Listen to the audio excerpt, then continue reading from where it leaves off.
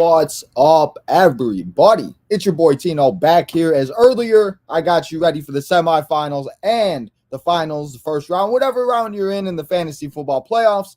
So hopefully you guys enjoyed that. Hopefully it helps you, and hopefully you get to, and hopefully we're all competing for the championship next week. But today, it's Tuesday night. We usually aren't here. We've been taking Tuesday nights off. NXT is on tonight, but today it's the holiday season.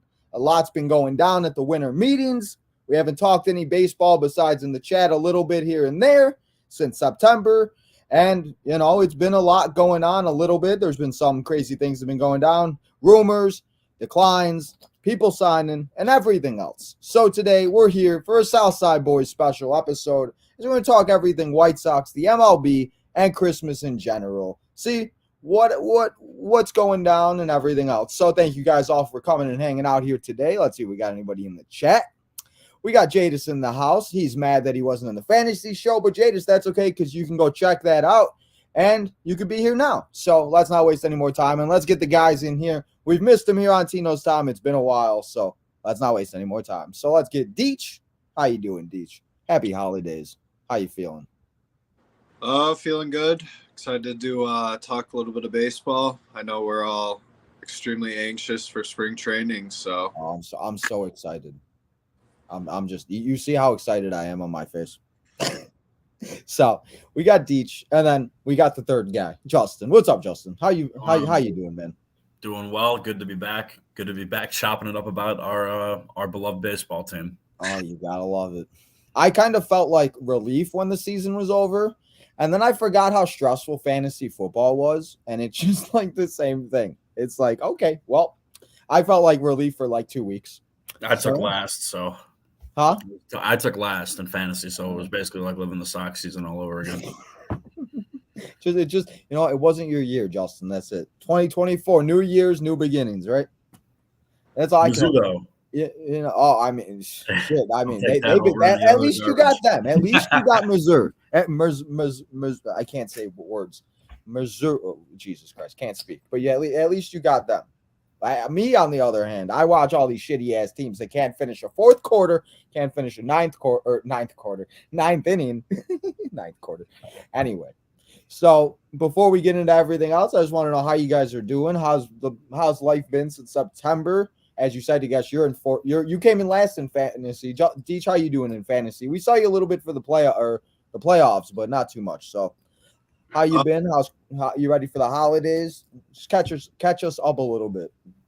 Yeah, definitely ready for the holidays. Work's been busy, so I've been dealing with that. And then, all the Chicago sports teams right now. Out of all of them, I guess it's a fight between the Bulls and Hawks. Which one is more exciting to watch right now? I will say Kobe White has my brother's a massive North Carolina fan, so Kobe White, he's got to rep it.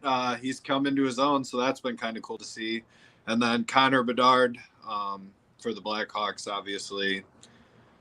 You can just tell the dude is going to be better than Patrick Kane probably. So seeing him in a Red Wing uniform was weird. I don't know about all of that. Yeah, that was not fun. What's with all these teams? What's with all these teams? What's with all these guys going to different teams and just like, I don't know. It's going to be really interesting to see what exactly happens. But you're right. I mean, the fact that the Hawks and the Bulls are the teams that we're rooting for, and the Bulls aren't even that good. They just have had a few decent games that have been semi-exciting. So I don't know. But Justin, how you been doing? I know you've been to a few games, but not watching much of the Bulls or the Hawks. I can't say, but I do appreciate that the Bulls are winning without Levine because I've never been a fan of his at all in any capacity, and it's just good to be proven right. I still can't believe they paid him, and everyone's like, "There's no market for him." I mean, are you that surprised? Like look how they're playing without him is an indictment on everything negative that the perception of Levine was out there was all true.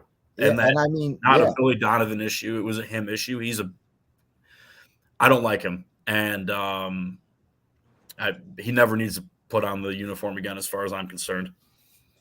I mean, and you're right there. I mean, like we'll talk about the other guy, his option got declined, and maybe we'll see what happens. But I mean, it's kind of crazy how that happens. And me and a few people in the chat, like Jadis and stuff, have actually talked about like trade ideas and trade rumors like that. And it's like, well, if the Lakers aren't doing it, if other teams are doing it, then it's obviously him. And if the Bulls are playing this well, like I don't watch the Bulls, but like I get the updates and everything. And the few games I have watched, I don't know if he's been in there, but like some of the things I've seen, it's just like, well, how is it that one guy really makes that big of a difference? Like, look at Chase Claypool, like to get to a little bit of football. Like, Chase Claypool was awful on all the teams, and every time he left, they got better. Winning, yeah. And it's just like, well, what is it that these guys cost so much? And we'll obviously talk about the guy a little bit later, Mr. Tim Anderson. His option got declined. Doesn't look like he'll be in a White Sox uniform next year.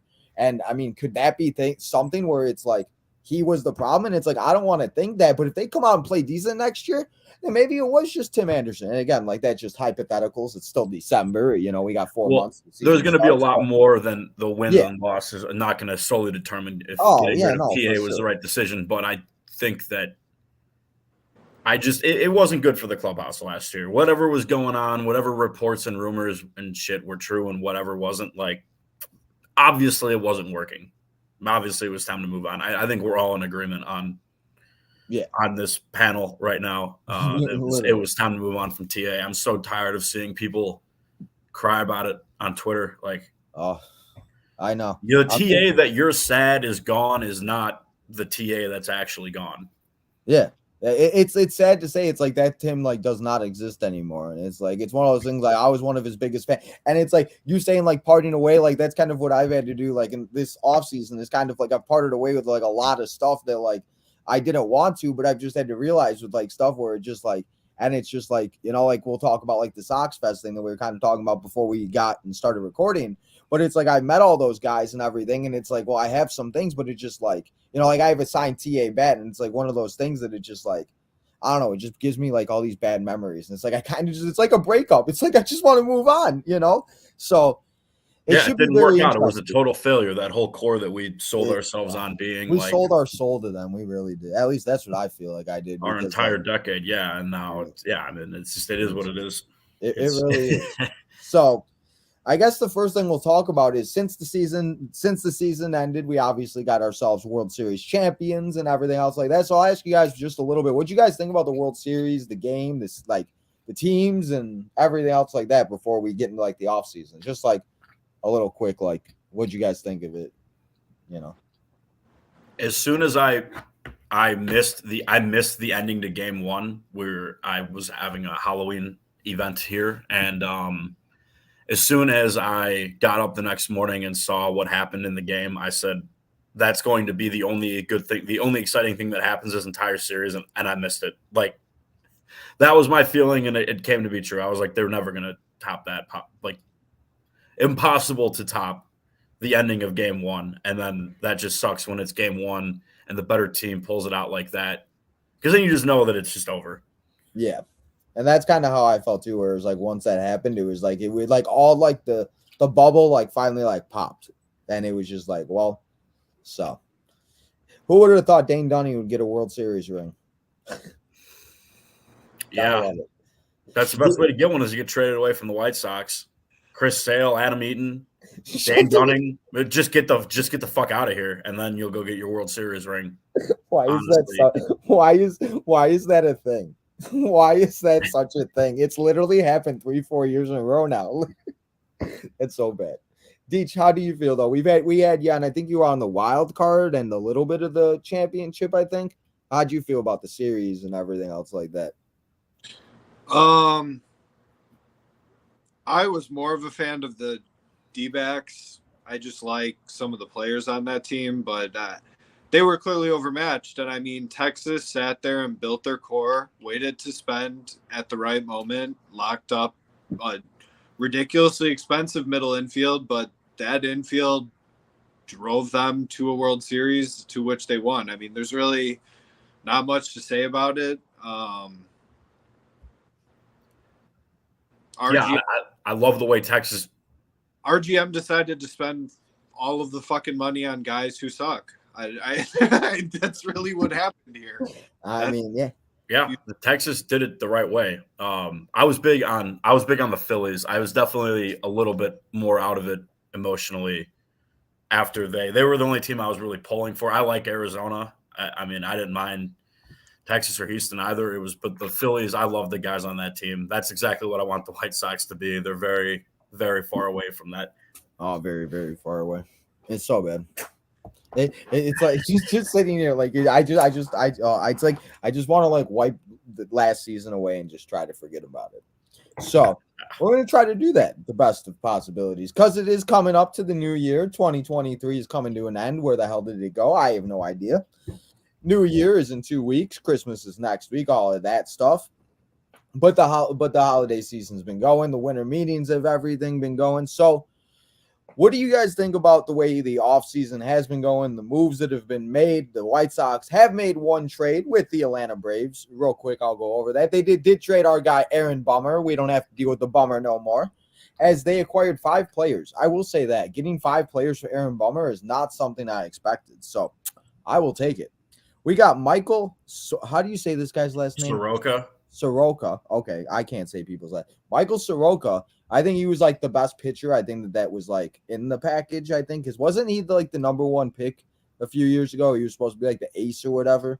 He hasn't pitched in multiple years. Is the problem? Of course. The one issue is that he's been hurt the last 3 years. If you can overlook that, why? Yeah. Why do they always get these guys back last year? But if you're hurt that long, you're not going to be tip-top shape. But I think it was his like rookie year. Didn't he have like a ridiculous year? Yeah. That's what I'm saying. I knew there was one year because I remember his name and I remember I was like, oh God, this guy's going to be good. And then it was just like he fell off. They also got Jared Schuster, middle infielder, Naperville local, everybody. We're going to say that a lot next year. Naperville local, playing second baseman for our 2024 Chicago White Sox. Nicky Lopez. We got Brendan Shoemake and minor league righty Riley Goins. So does anybody know about any of these guys besides Michael and Nicky? Because I do not. The other guy will probably be in the rotation, right, Deech? Or at least in contention to be. Schuster, yeah, he's a lefty, so I mean they could potentially like a spring training invite and see how that plays out. It really just depends on. Well, it depends on a lot that none of us seem to actually know what. There's a lot of rumors and speculation going around that they're like significantly cutting payroll. Whether or not that's true, who knows? But like to the point of they don't have much left to spend is what I like had. I thought we were signing we were signing the guy over in LA. Who? Mr. Shohei. Oh, Ohtani? No. Yeah, we'll talk about Shohei in a minute too, because I want to get your guys' thoughts. They wouldn't have even matched the $2 million a year that the Dodgers are paying him. I want his contract. So, but keep going, Deech. Go ahead. They won't even give him the two fucking $1 million deals of that. Yeah, I mean, I don't know. I just think of the Albert Pujols deal every time I think of that, and I think about how it literally almost just ended, and he did absolutely nothing. So now the other LA team. Yeah, I mean Schuster started 11 games for Atlanta last season, so you got to feel like. Did he really? He's in play to be in the rotation, especially with, like you said, Deech being a lefty. Like, they need that. Yeah, bad. They need that real bad. The lefties are, yeah. And that's the thing. I mean, next year, I mean, it's most likely we talked about it on one of the last few episodes. It's going to be like Tukey. It's going to be depending on if Cease is on the team. We know we've heard rumors everywhere. He's not. There's no chance, right? I mean, well, I'll ask you guys your thoughts on that too. But I mean, that's just like a whole nother thing. So, but I mean, yeah, I mean, general, I think it's complete BS that we're just sitting here waiting for moves to happen, and all the reporters keep doing is like eating their news drop from like a week ago and just regurgitating it back out to us. I mean, I get like waiting for the market to settle, but essentially it was Ohtani's market that needs to. I just feel like at a certain point it's like, okay, so when So when is that domino going to fall? Because I've seen articles where they've said this is actually probably going to screw a decent amount of the players, like position players that are left, because really you're just waiting on where's Cody Bellinger going to sign, and then the dominoes should fall from there. But well, that's the thing, and that's where just like, and I mean, I guess we'll get right into that. I mean, with the offseason, with everything, I mean, we've seen like a few things with Ohtani going, and that deal is ridiculous. I mean, we've heard rumors everywhere, and as you just said, I mean, it's just rumors, and there's really nothing been happening. And what is it going to be? The Bellinger deal, or what is? I don't think that he's going to. I heard, isn't it? I saw he wanted 250 mil at some point. Like, you'd have to be out of your fucking mind. And I mean, at that point, it's an overspend on the part of the Cubs or the Blue Jays for missing out on Ohtani and still needing a left-handed bat. That you should not be giving him $250 million, because especially for the Cubs, having PCA in center field, like you don't need him to play out there. So he's a first baseman, and like it's just not as valuable of a defensive position. After one bounce back year, I mean, come on. Boris is pushing a 10-year deal too. I know. I saw that Boris referenced some other, like 2 other of his clients or something who are way better players than Cody Bellinger in like the contracts. And like someone quoted and was like, there is no market for him right now. And then if you say other guy, they're waiting on him to sign for the other hitters, like who's even out there? Who are the best players who aren't? Well, I mean, you're for outfielders, you're pretty much talking Teoscar, Hernandez, and then really just guys who are more, they can play the outfield. But I mean, you have like JD Martinez, Jorge Soler, no one like crazy, but it's like one of those where and this could all just be speculation. I'm just tired of going on Twitter and you see, like Yamamoto is close to signing. Now he's not. At a certain point, it's just like someone made a joke. They're like, how many free meals does this guy need? Because now it's like at a certain point, I think he has to sign by the 4th of January as his like end of his posting period. Okay. So it's kind of like you kind of know who wants you and who does. What's the point of waiting this out? So they're saying essentially the market could stall significantly for pitching unless you want to just go throw money at Snell or Montgomery. Well, yeah, and that's the thing. Do you want to do that? Because it's just like I'd be very interested in Montgomery. I know that Snell, I know that he had those very weird numbers last year, and I know that he would completely regress to what the other end of those numbers were if the Sox signed him. Yeah. I mean, and also, I mean, speaking of pitchers, what do you guys think about Jack Flaherty going over to the Tigers? I feel like the Tigers might be the team that's like good next year, like in our division. There's always that team because there's always like 2. There's always that team that just sucks less than the other ones. Yeah, that might be the Tigers next year. So what do you guys think about the Flaherty deal? Because honestly, I thought Flaherty was maybe you've talked about it, Deej, about him possibly coming, and obviously now he's on the Motor City. So, well, they're doing the same thing the Royals are. They're selling guys on 1-year deals to come compete in a dog shit division. Literally, it's so bad. I mean, the division. Personally, Detroit's core as a whole is more impressive to me than Kansas City. In regards to if guys click, Detroit could totally randomly just run away with the division. Whereas 100%. Kansas City, let's be honest, their signings were all just like mid as fuck guys that they were just like, hey, we'll overpay you. I mean, I like Renfroe and Waka, but they're not moving the needle necessarily. No, like it could go one.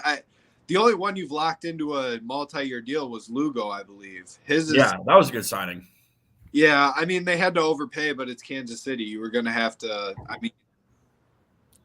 Yeah. So for the free agents, I guess that are, what would be your guys'? Give me like 3 guys that you guys think would be like perfect fits for the team, for like if they could. So like, what would be your guys' ideal list? Let's say Christmas. We'll make a Christmas list for free agents this year to be on the White Sox in April. Do they have to be realistic? I mean, you don't have to be. I just thought this just came off the top. I was just trying to make something fun, you know. No, because my number one would have been Jordan Montgomery, but I obviously just said that was never going to happen. I mean, you never say never. No, there was like a report that came out that was like they won't be paying for starters like whoever in Montgomery. Deej, did you see that too? Yeah, I think I did see that too. Pretty much. Chuck talked about that too a little bit. Like Giolito might be a stretch for what they're actually willing to spend at this point on pitching.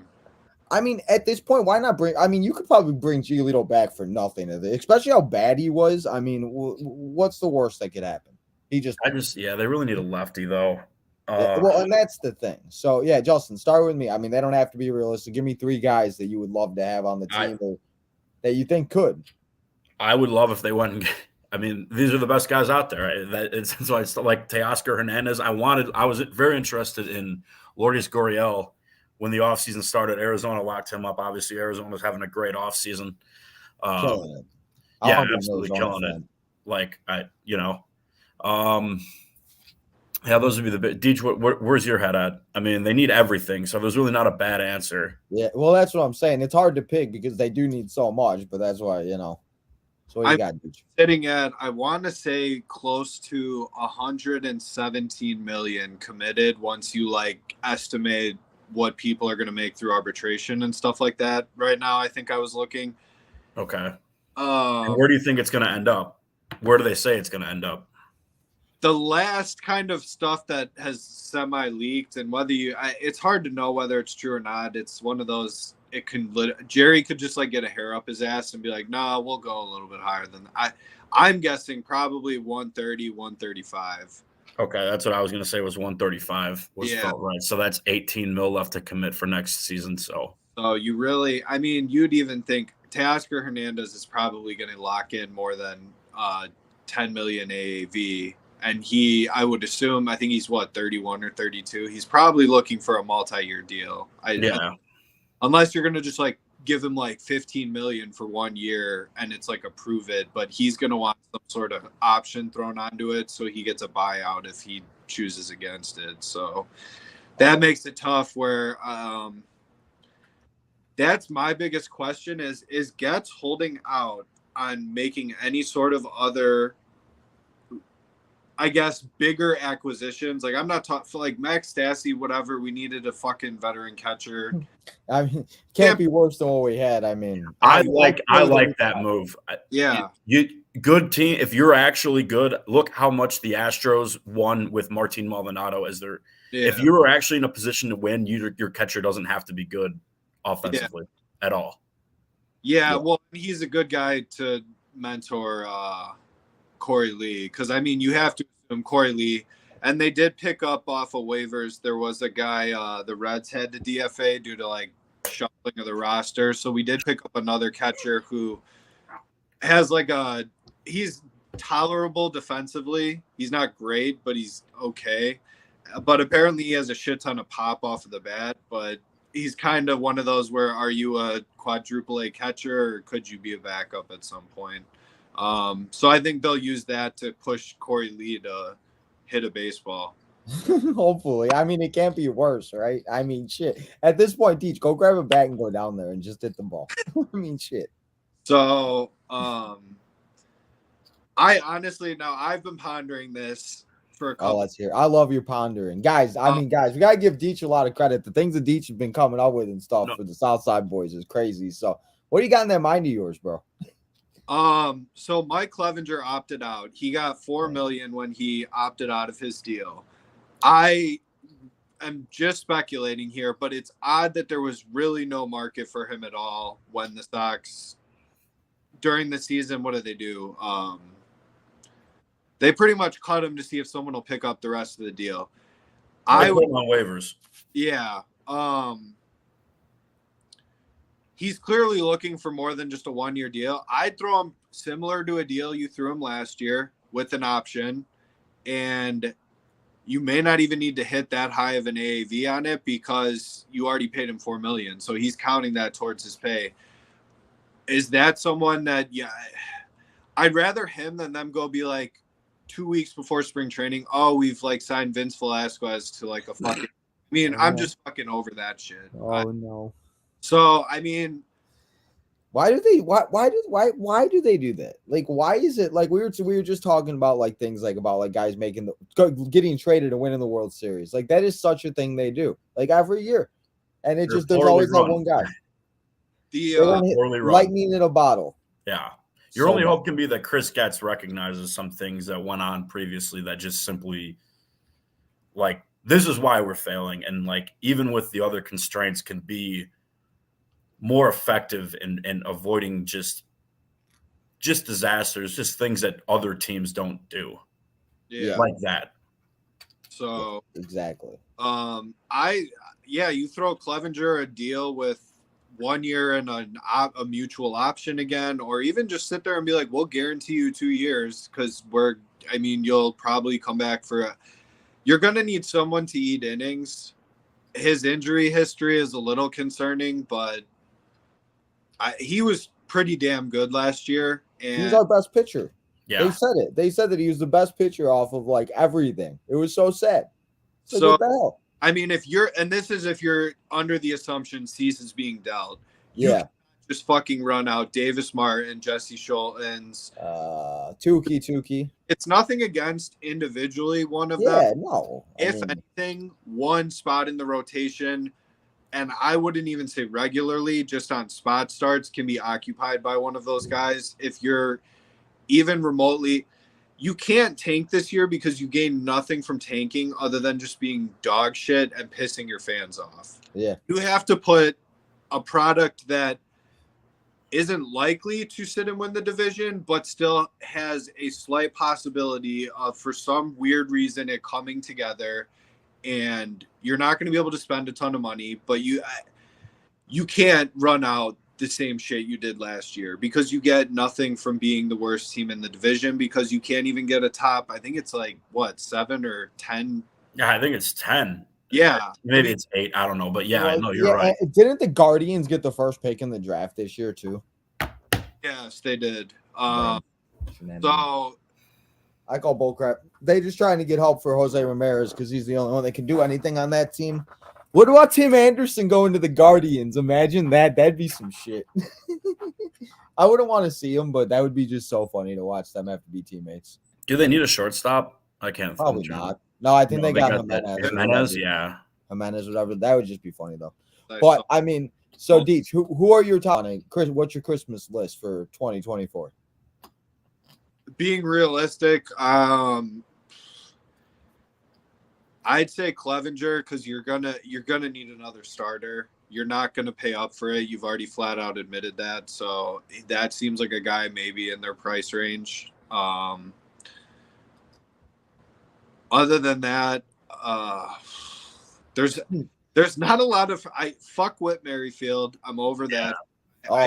Did you guys listen to the interview that they said they had with him where he was like he said he would want to come here or whatever? I was just like, oh god. Yeah, he wants to go anywhere that's stupid enough to pay him. I mean, yeah, I don't think he'd take a 1-year deal. Is my issue with him is I think he's looking like give me 2-3 years, which fuck that. If just where the Sox are at, there's zero purpose in doing that. Then you go, to the outfield. If you wanted to splurge, maybe you just be like, whatever, we're going to pay Jorge Soler. Imagine how many home runs he could hit in our field. He does it against us. Why not for us? But, Adam Duvall just seems like inevitable. Like someone like that or like a Robbie Grossman where you're not getting like a complete dog shit to you can't run out Gavin Sheets or Oscar Colas. Oh my God, please no! I want to Duvall last year. I wouldn't hate that, but Oscar Colas, man. If I have to watch that guy go live again, I'm gonna scream on the top of my lungs. The thing is, Getz needs to do enough to make you feel like he actually like changed the team, because just getting rid of TA and Liam, you still have a lot of baggage of that team that you were fucking quoted at the winter meetings or wherever, GM meetings, saying, I don't like this like team or roster. So, you can't go and fucking say that and have Oscar Colas running out to right field on opening. You're right. That's a great point. So. Well, yeah. And that, yeah. I mean, I did think it was interesting that all of a sudden, randomly, Colas did opt out of playing in the Winter League because he had originally was going to do that and then decided was watching Luis Robert work out for like a week when he stayed with He's Robert. like, oh, that's how you build muscle? Oh, you got to actually lift them. Okay, I see now. Videos of fucking Luis Robert, our real leader. I just can't. I pray that that's not the case. So I know everyone's giving up on Vaughn. There was like a season ticket holder like Zoom thing with Paul Konerko and Vaughn that I hopped on during my lunch break the other day. Very cool stuff just because they did a lot of comparisons. It was kind of Len Casper ran it or whatever. But it was a lot of asking like Konerko, like what's different in today's game that like you wish like you could have access to. And it was funny. He pointed out it's cool everything that these hitters have nowadays, but he said it's almost as though you're like in storage overdrive, and he thinks that actually like mentally makes it more difficult on the hitters to just put the ball in play essentially. He said the only time he was guessing a pitch is when he wanted to guess a breaking ball, so he laid off of it as to not just like roll over and ground it out during his career, and made a lot of he was pretty much just sitting fastball, and if he was feeling it and confident in his swing, he was comfortable just knowing he could adjust if it was a changeup or any sort of breaking ball, which I thought was interesting. And Vaughn did chime in and say, I think they're going to push these guys to get back to like the roots of like hitting and not just jam a bunch of analytical shit that none of them, some of them could not even understand it. I mean, yeah, that's trust. I've made this point. Eloy's best seasons were before we started hearing all this shit about how they were pushing analytics on our hitters. The second that shit happened, this dude just rolls over every fucking ball into the ground. Yeah, and the juice balls too, or the juice baseballs too, that they were whatever that they. I feel those like that definitely helped those guys when they were coming up. Oh god, they felt like superstars. So I mean, that's it. I think Vaughn's gonna have a big year. Do you think Vaughn's the guy that next year is like that guy that everybody is just buying the jersey and everything for? Like, there's always that guy. You know, I don't know. I don't know that he'll be that. I just think he's going to put together a good year, and you're going to actually see him jump from this level he's almost plateaued at to the next level of get close to 100 RBIs and give me like 25 home runs, and I will be very content. Just none of this Luis Robert stuff where you hit 40 home runs and don't even come close to 100 RBIs. Like, these guys it's so situationally, like, the solo shots were ridiculous. Like, I just hope next year they just get like on a streak where they just hitting 3-run bombs every game. Like, that's what all I'm praying for. That's the only thing that's getting me through the offseason. Who the fuck is going to hit the home runs? I don't. Maybe you, Justin. I don't know. Maybe you gonna go play? Maybe. Shit. So can you play outfield? We still need an outfielder, second baseman. Oh, we have Nicky Lopez to play second base. Yeah, that's right. I forgot the Naperville local guys. The neighbor. I'm gonna say it like 100 times. So you're talking about changing teams and everything like that. Let's talk about that because as of this day, as of this recording, the week of Christmas, Dylan Cease is on our team still. So Chris Getz has made a lot of comments saying that nobody's off the table. Nobody and everybody could be traded. You could be traded. The GM, somebody, who knows? The coaching staff could be traded, or the Rob, or not Rob, the dude that does the Father. Yeah, the Sod Father. There we go. I was trying. It was like right there. The Sod Father. I mean, he could be traded. So, give me a team that you guys think Dylan Cease it most likely going to be traded to. Who do you guys see Dylan Cease playing for in 2024? Jadich, we'll start with you. So I think what needs to be laid out here, there's a difference between which team do I think he'll wind up on and which team would I prefer he wind up on. That's true. That big facts. Package-wise, Baltimore, I feel like aligns most with what the Sox need. in regards to positions you really need to bulk up at because you have nothing in the minors. And a lot of the Baltimore guys are going to be pretty much major league ready, so it can be a guy you insert into the lineup and hopefully doesn't pull a Colas like last year. Essentially, I don't know. Like, we're just gonna have PTSD from the 2023 season, is what it is. All of us White Sox fans. I honestly feel like it's. Let's just put this into perspective. Who has Getz worked with all offseason on any of his moves? The Braves. There's been 2 different transactions where he traded to get a shit ton of guys. We don't know what we're getting for Aaron Bummer. And then I think we got like a player to be named for Max Stassi after they traded for him and then flipped him to us. It wouldn't. Yeah, that's true. The Braves are the team that winds up throwing a pass. I'm skeptical that the Orioles GM is going to sit there and hand over a ton of their future on Dylan Cease because they're not. They won't extend it. There's no reasonable way that the Orioles are going to buck up to pay Dylan Cease when he becomes a free agent. Yeah, that's true. But also, I like your point about the Braves, and I would like to see them step up and offer the winning package if they could. But Baltimore, though, when you finish with the best record in the AL, we kind of just went through this. You got the young core, you win the division, you get knocked out in the first round of the playoffs. When you don't improve, then you go 500, and then you lose 100 fucking games in the next 2 years. So how can Baltimore, whether or not they're going to sign him, the GM, maybe he will. I mean, it is the Orioles. We're not talking about the Yankees here. He can't honestly look his fans, and tell them we got better this offseason. We got closer to our goal when you didn't add to the roster. I don't want to see him end up in LA, but if LA, who I still think needs another starting pitcher, gives us the big – I mean, what does their package look like compared to what Baltimore or Atlanta could put together, Deech? I don't even know. I don't even know who Dodgers have left. The Dodgers is interesting because I don't get the White Sox fans' infatuation with fucking Michael Busch. If we traded Michael Busch's in the package, Getz didn't do his job. Why is that? He's a pitcher, isn't he? No, he's a second baseman. He's like a utility infielder. And he's hit well in the minors, but like the guy's 25, 26, somewhere in that range where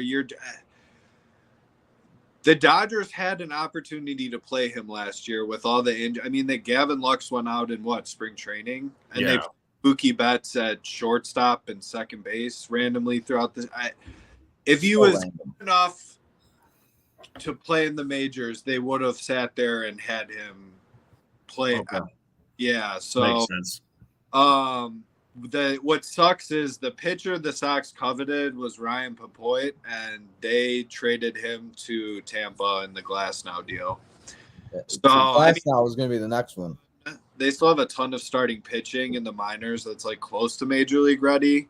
And then they have guys like Andy Pajes, who's like a right fielder prospect, who's probably pretty major league ready at this point. It makes me very nervous that we're sitting here with the same fucking holes. Like you can argue Nicky Lopez is the starting second baseman based off of when he talked. He got interviewed by one of the Sox reporters or beat writers. He was pretty much saying, "I'm here to play whatever. Like I'm going to be pretty much like super utility, but like will play every day. It's just a matter of who needs a day off type thing." Yeah, because he can play the outfield too, can he? Second base and fucking right field, which have been our gaping holes for I don't even know forever. Well, there you have it. There's our second baseman and right fielder. We're just gonna go get some scrub off of the street that's gonna play every once in a while. So if you're looking at the overall Sox farm system, it seems like there's a lot more weight on the pitcher side that has potential to reach the majors than necessary. I mean, you have Colson Montgomery, who you're like really like banking on. Oh, they're praying that guy is the next like superstar. Edgar Quero. I mean, you're still sitting there with no fucking right fielder and no second baseman.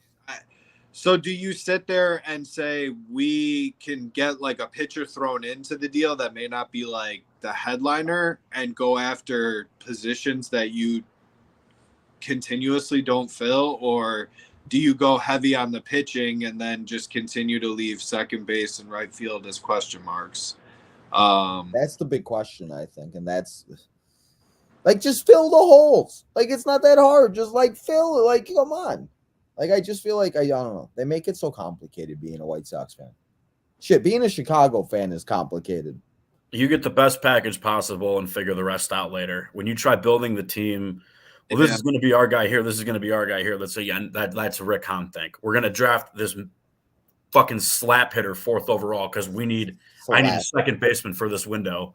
Slap, you know. That's a good analogy. Analogy. Slap hitter. That's and you gotta. There's more than just like this guy's talented, but is a walking red flag and has all these other issues that could totally outweigh whatever ceiling he's expected to hit.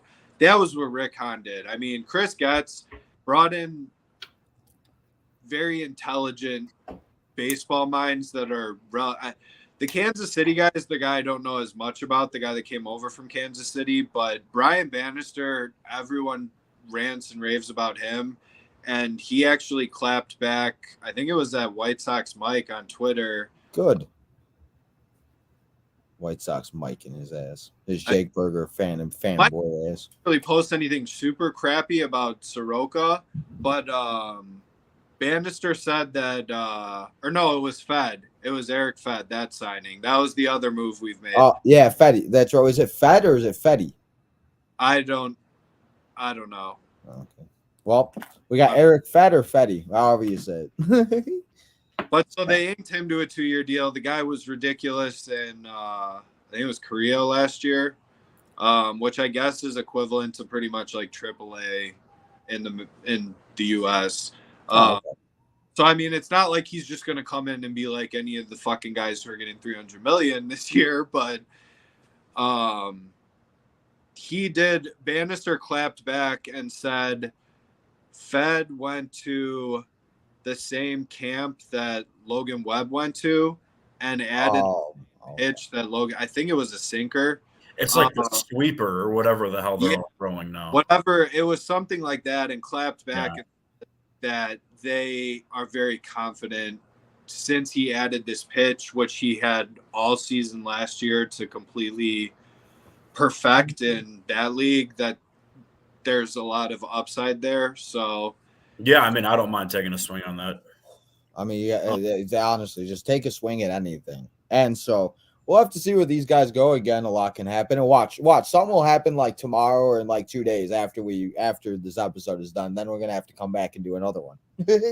So, but no, I mean honestly, it just I want to see something happen, because once it does happen, it's gonna fall. And hopefully these guys start going in the new year and start figuring out what happened. Because, again, spring training starts in February. That's right after the Super Bowl. Super Bowl is in less than 60 days, people.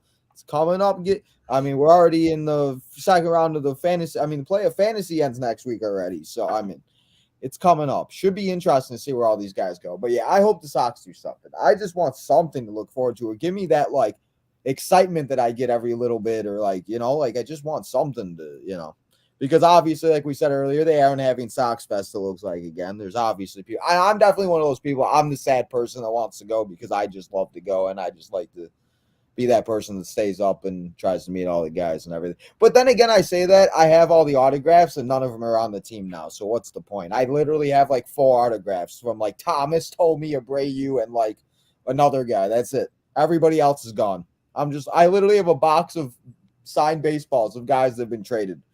This is not what was supposed to happen. So we have the players, but we also have the coaching staff. So I'm just going to go through the coaching staff real quick, and I want to get you guys' thoughts on the whole thing real quick. And then we'll talk about a couple other things, and then we'll get going. So we got, obviously, Pedro is back. You got to love it. Pedro time, guys. You got to love it. Pedro's back.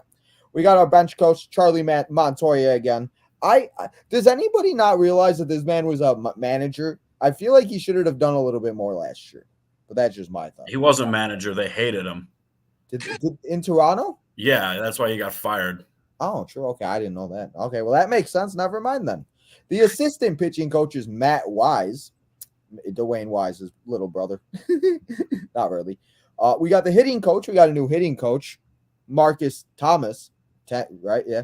Thames or Thames. I don't Thames. Is it Thames? Oh, Okay. yeah. I think Thames, yeah. Marcus Thames. Assistant hitting coach is Mike Torsar. We got first base and outfield coach Jason Borgeris. I think that's how you say that. Hopefully I'm saying that right. Eddie Rodriguez is the third base and infield coach. We got the two familiar names, guys. Who could forget about these two? Okay. So I'll just keep going. Catching, the coach for the catching, Drew Brutera. Who could forget about this? That guy.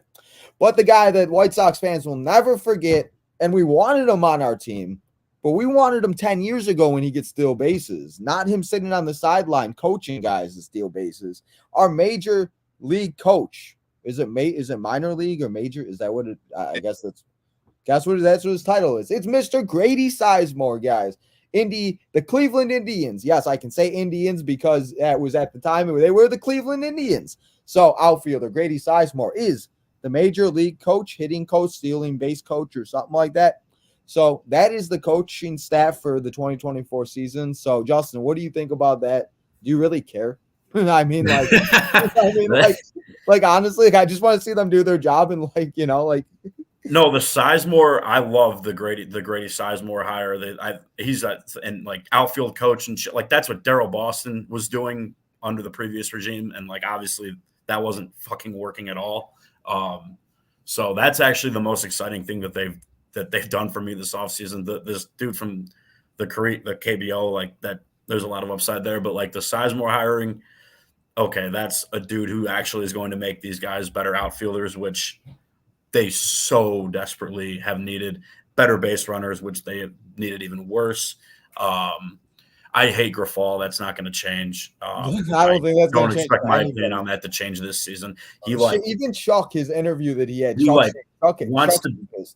wants to be the D-backs, and he's said that. And you watch videos of Tavallo, their manager, was something in that realm, like firing the guys up in the clubhouse and shit, and how much they fucking like love him and rally behind him. And like Grafal's not doing any of that. Like realize that it starts with you setting the tone.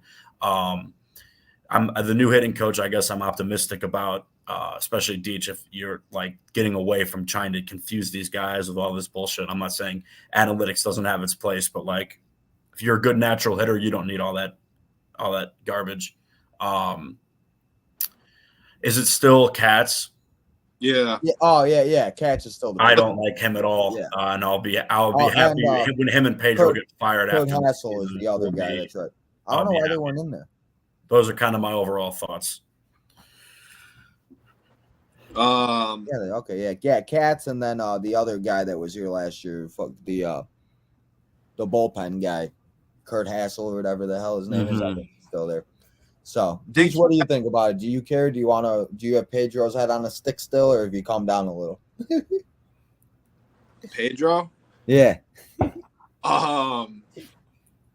I mean, I will give him this. He went on, I think it was the White Sox Talk podcast, and full blown just flat out admitted that he completely missed his entire first year. And specifically said holding only certain players accountable. As much as I had issue with Colas, that was the only one in the doghouse on that fucking team. Anyone else could sit there, flip him off, it would be like, oh, we're trying to fix the culture in here. But Colas, like, does anything wrong, it's like, fuck him, go to AAA. So, and they should have done that with a lot more guys. We're like, and you see the teams that are good, they do that. Like you mentioned, like the guy that for the Dodgers. The Dodgers would have known, and it would have been like a Yoan Moncada thing, where they knew that Moncada was going to be less, like Devers was obviously going to be better. So it's like they obviously knew something, the reason why he wasn't up and the reason why Mookie, like when I saw him, like, why the hell is Mookie playing at shortstop? But it worked. He went out there and still did what he had to do. So I think he's playing primarily second base this season, they said. Yeah, that's right. They did say that. So, I mean, bro, it is what it is. Ultimately, I think it comes out. They can try and spin it however they want. Jerry didn't want to be paying 2 coaches at once. I mean, that's really just what it comes down to. Oh, it's always about that money with him, Who knows what he's actually going to – I'm more excited for the staff that was put around him, and I would have to imagine he had a little bit of input on that, but I guarantee Chris Getz came in here and it was like, I'm hiring Grady Sizemore. With front office, when the fuck were half of these positions? Who filled these positions with under Hahn and Kenny Williams? Nobody. These positions didn't exist. Yeah, I honestly think those two just sat there and played like whose Willie was bigger every fucking decision, and like no one else had any input. No, you're completely right. I mean, that's why it was a disaster. It just it's nice to see he's at least laying the foundation there. Whether the only thing with Katz is Katz worked with Bannister in San Francisco, the guy so now Katz reports to Bannister, and then Bannister I think I read something. It was earlier when Bannister was hired. He said that he worked with Kopech when Kopech was in Boston, so maybe some magic fingers will kind of figure that out. But they did pray and hope, right? They were telling them to pitch like nibble at the strike zone because they knew their defense was so shitty and didn't want players just like rocketing balls all over the field. So yeah, and that's why I like the signings that they've made up the middle. Like I would much rather have Paul DeJong than Tim Anderson. Anyone who disagrees with that doesn't understand the root and the issues of what's wrong with this team present day. They're still fucking crying to the Field of Dreams home run every night. Oh my God. If I have to see that be played again on Twitter, I'm gonna scream. I love it, but like, it's hard to love it the same when it's been all downhill since. Yeah. So, I mean, a pitcher like Kopech having a good defense behind him, that really may turn him. Because I think last year when he had his pitches going and was striking guys out and not really having the ball put into play at any sort of threatening capacity, I guess would be the best way to put it. He was good. I mean, but the second someone made a fucking error behind him and shit, I think he's just a head case. Guys that like you have to have a good defense behind him, otherwise his confidence goes from like 100 to 0 like in a split second. So gotta love it. Defense wins championships. Hopefully our pitching kind of the bullpen is still dog shit. Who's in the bullpen? I don't even know. Shit. Random guy. Gregory Santos, sleepy guy. Can't forget about that. I wonder what he's doing. I wonder if he's in hibernation. Did they leave him in the bullpen? Did he like freeze there and then he like comes alive in March? Oh, he got to leave early.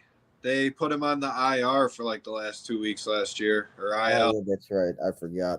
Shit, that feels like it was like 6 months ago and it was only like 2. Like I really I don't know. So. Is there anything I missed, though? I feel like I've covered almost everything. Is there anything else you guys want to talk about or anything that I missed? Or I just think people need to be realistic. I'm so tired of just the negative shit. Like, if every fucking move that the Sox make or any sort of post that they make, like, angers you to the point where you feel to just, like, spew negative. Yeah, it's just like, why even waste? I just don't understand why you would even put the effort for it then. Yeah. I mean, just realize what situation they're in and be realistic about it. That's the thing. Everyone's talking about they're going to suck next year. They're going to suck next year. They're going to suck next year. Then are surprised when the roster sucks. Why do you think that? Like, if you have low expectations, then we ain't going to be bothered next year. And then there are people who every time there's a move made around the league, the Sox couldn't have done this. The Sox aren't looking to do that, obviously. Like, yeah, right. They wouldn't have done it then. A couple of years ago, I understood that gripe, and I was at the forefront of that. But like, who signed? Who the D-backs signed? The starting pitcher. Oh, Eduardo Rodriguez. Yeah, the Sox couldn't have done that. The Sox could have done it. Every team could do it if they wanted to. Yeah. They want Eduardo Rodriguez. Yeah. Dude, He I didn't don't want want to pitch for Eduardo us. You think, yeah, I mean, he can go pitch for the defending NL champs who are doing, if the Sox signed Eduardo Rodriguez, it'd be their only move the entire offseason. They're going to get any better doing that. And then that would be the thing. That only move. What the hell? We only signed they Eduardo added one Rodriguez. starter just to trade Cease anyway. No. They got nothing else to do. That's why. And again, like a lot can happen. It's not even Christmas yet. They got New Year's. A lot of things can happen. And again, by the time we come here finally for season 2 of the Southside Boys, yes, guys, we will be here next year for the White Sox season. No matter how bad it is, we'll be here every week for you. At least I'll be here. If I got to drag the other two, then we will. But we'll see how the season goes. So, I mean, and that's the thing. A lot can happen until then. So, I think that's all of it. Like I said, you mentioned Paul DeYoung and everything like that, but it should be just interesting to see how all these guys mesh in spring training and everything like that. That usually begins. They all start reporting middle of February. If you don't know in the chat, if you're not too familiar with baseball, if you're just here hanging out with us, spring training does start in the middle of February. Guys will start to report, and then the games, and then the season will begin. Season begins again at the end of March, doesn't it? Like March 28th or some shit. So we are primed. We are primed for all the reports about all the guys who got to camp early. Like, the entire roster is going to report with pitchers and catchers. You know what I mean? This is the team in the Paul DeYoung was out there. So was Luis Robert Jr. Like all the guys out there trying to prove something. Just focus on hitting the ball, playing defense, and winning baseball games. So that's all I care about. Early prediction, I think they're going to be way more watchable this year, even if they end up losing 101 games again. I think it's going to be a more tolerable product. I think that they're going to do the little things better than being the worst team in the world at doing them, and that's at least going to be like if they suck, like at least it's at least good. Better fundamental baseball. Well, yeah, and that's the thing. Like, even if they do suck, but like we could go to a game like Deech and everybody, and we've been trying to get together like a tailgate or something. Like, if it's a fun game to go to, like I still think that's fun. If it's like it just be a fun, exciting team that you never know if they're gonna give up. But Ricky Boys don't quit. Make it Pedro don't quit. Whatever the hell, just make it so it's not unwatchable. Where we're sitting there and Deech is leaving in the 4th inning with the season tickets because they just trash. That's the last month of the season last year was unfucking bearable. You had a horrible product where like you could predict right when they were going to implode. There was a game against Arizona, brother and I went to towards the end of the season, and like I think Eloy hit like a 3-run home run in the first, and I was like, they're not going to fucking score again. They didn't. After that, it was just like everyone went up to the plate and was just swinging like an asshole. There was no like thought process behind. No, they just we talked about a lot last year. They just went in there, they gave up, or they thought like I say that with the Bears. Like when they were winning 17-7, I'm like, watch, it's going to be a tie game and the Bears are going to lose. And what happened? The Bears, they tied it and they lost because it's the Chicago goddamn Bears and Chicago teams in general. It's like they get a little too comfortable and they get excited, and it's like, finish the goddamn job, stay on the gas pedal, and then celebrate. And so I'm really interested. The biggest thing. So having Stassi or Corey Lee behind the plate and no Yasmani Grandal, I think is going to shock people how much of a positive difference it is.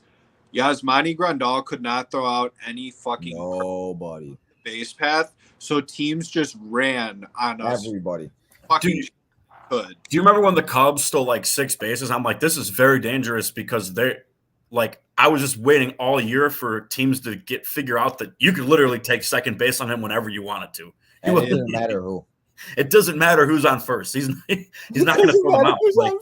We're going way back. Literally, it does not matter if you have a guy on first. You have second base. Now I'm like, the most dangerous thing will be when everybody figures this out. And then the one game the Cubs actually finally did figure it out. Like, oh my God, we can run whenever. Hopefully that's what happens. Hopefully the White Sox push all the right buttons this year. So you got to be good at defensively at catcher and shortstop. They weren't. Now they are. That's why. That's one of the reasons it's going to be better. It's going to be easier to watch. It's not that hard. I have speculation. So with Benintendi's contract, last year they paid him the least out of all of the years. He apparently was injured for half of the year, but like could still play, I guess. But it was something to do with, I think, his wrist. Yeah, his hand wrist. Yeah. I wonder if they intentionally did that because they knew he wasn't going to be 100%, but Rick Hahn had to get. That was like one of his last, like, I'm getting my guy. I don't give a fuck. Like, Yeah. it was like, what? Like, why? He wanted his guy. I mean, we still hear about the Jake Berger thing, but we'll be here. That's a whole nother episode. So before we go, I'm still upset about that. I'm not as upset as some other grown-ups online over it. I mean, listen, I love Chuck Garfien, but Chuck Garfien's still upset. He was talking about it like 2 weeks ago. I'm like, Chuck, come on, man. So, yeah, I mean, but that was just to know that, though, just to know that Rick and Kenny knew they were on their way out. Yeah.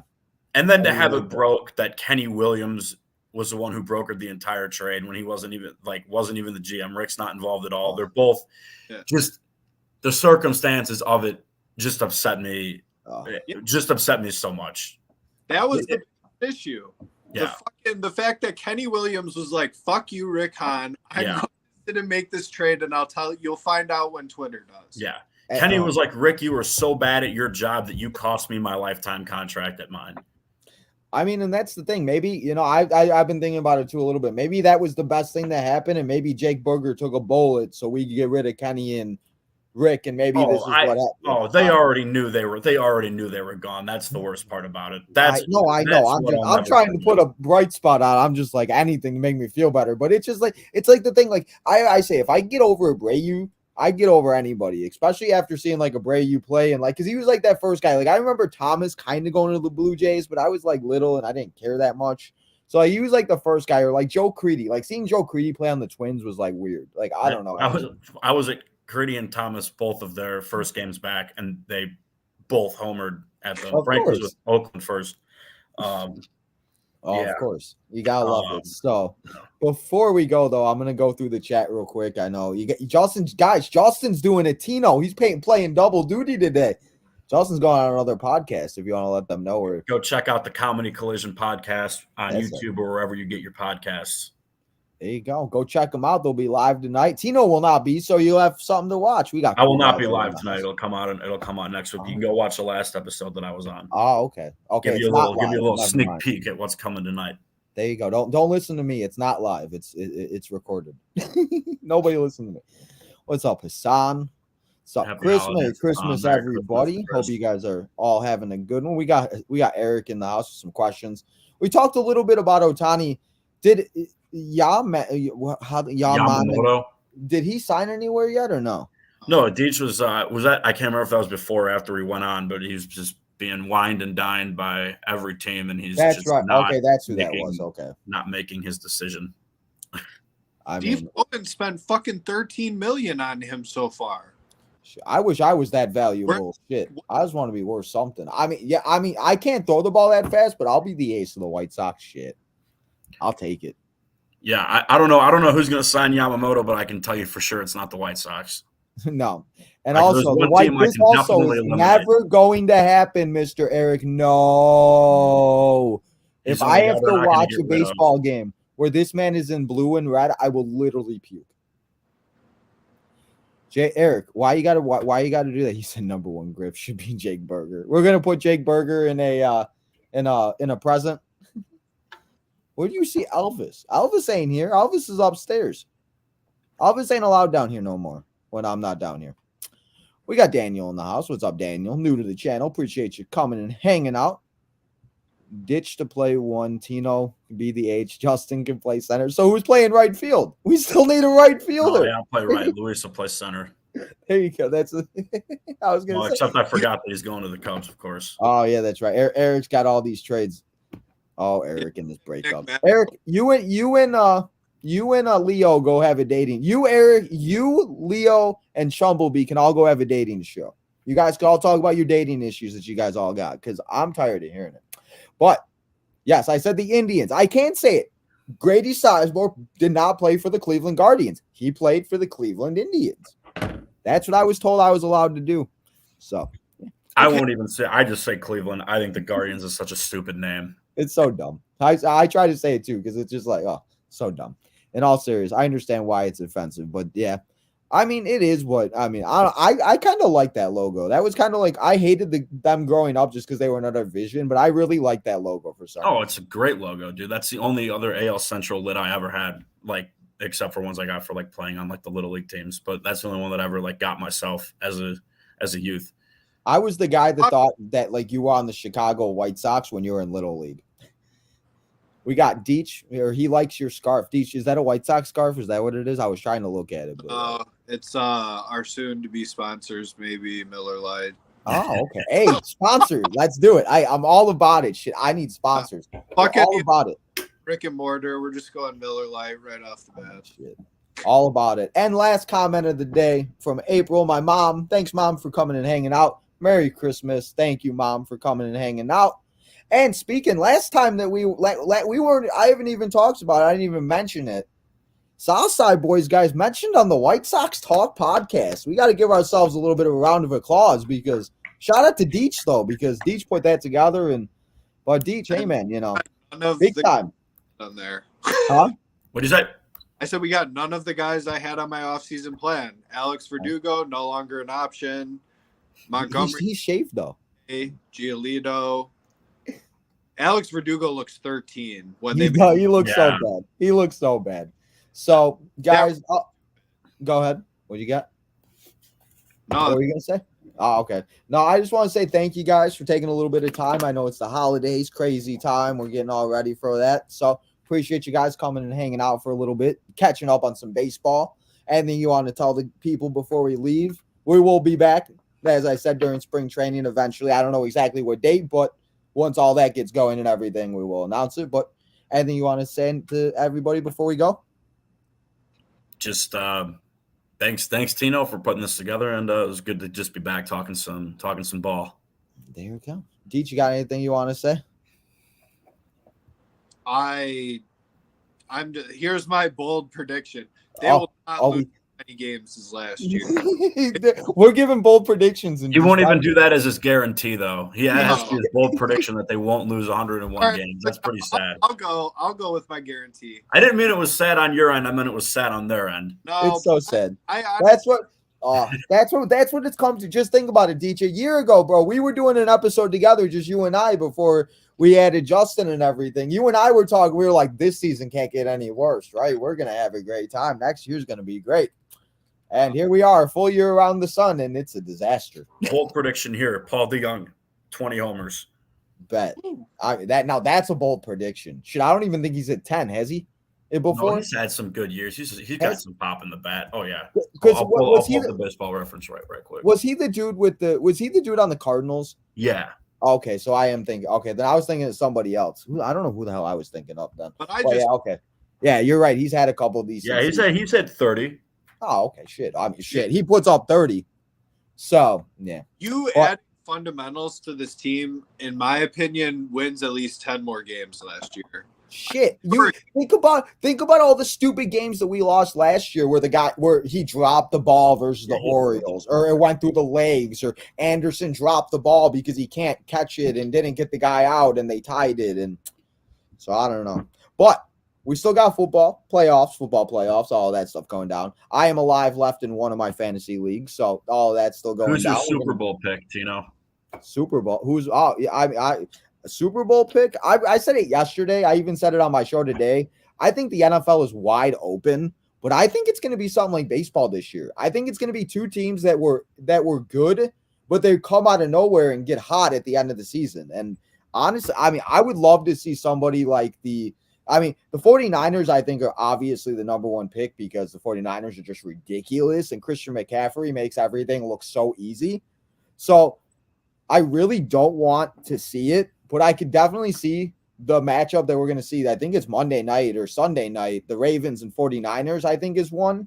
But Monday, a bold one that if CJ Stroud can get healthy, I think the Texans can do it. They looked great last year. I would love to see like the Texans and I don't like the Lions. Like the Lions are the one team in our division, the Bears division at least. I don't know if you guys are Bears fans, but the Bears division is the team I hate the least. I'd rather see the Lions and the Packers and the Vikings. So something like that, Super Bowl would be dope. But I feel like it's going to be like the 49ers and Ravens or something like that. I'll tell you this. I don't think the Chiefs get past the wild card round if they don't get the bye because they don't look very good. I don't think they'll lose at home. I don't know about the Lions winning on the road, winning outside, I should say. But the indoor cats. I started calling them kitty cats a couple weeks ago because they can't play outdoors. It's so bad. Yeah, that's the problem. But What do you got for the Super Bowl real quick? I know you got to go, so that's why I was trying to. Yeah, no, I appreciate that. I'll say Ravens, Niners. I mean, it's easy to say right now because of the 2-1 seeds, but I'll buy into the logo conspiracy. That's right. That's right. The logo conspiracy. I saw that last night. Yeah, so I guess I'll just jump on board with that, but I'll definitely pull for KC. But I just think the receivers suck too much, specifically Tony. But yeah. Oh my God, he's so bad. That's a whole nother thing. Deech, I know you don't watch football like that, but you got any picks? How'd you do in fantasy? Did you do okay? I'm still in. Out of the 4 leagues I'm in, I'm still in the playoffs in one of them. One, I didn't make the playoffs. The other 2, I got bounced in the first week of the playoffs. So I lost by 3 points because they decided to take out Kenneth Walker last night, put Charbonnet's bitch ass in for no reason. Drew fucking Lock. That was the highlight of my NFL season last night. Fuck Drew Lock and his JSN random ass touchdown sitting on my goddamn bench, you fucking bitch. Fucking asshole. I'm just mad and angry. I was so close. 3 points. That's tough. This is what I'm going to do the whole offseason, just 3 points, my life. But anyway, enough about my fantasy football misery. But go check out the fantasy football show. I was not miserable. Go check that out. It was recorded a little bit ago, but that's all that we got here for you guys today.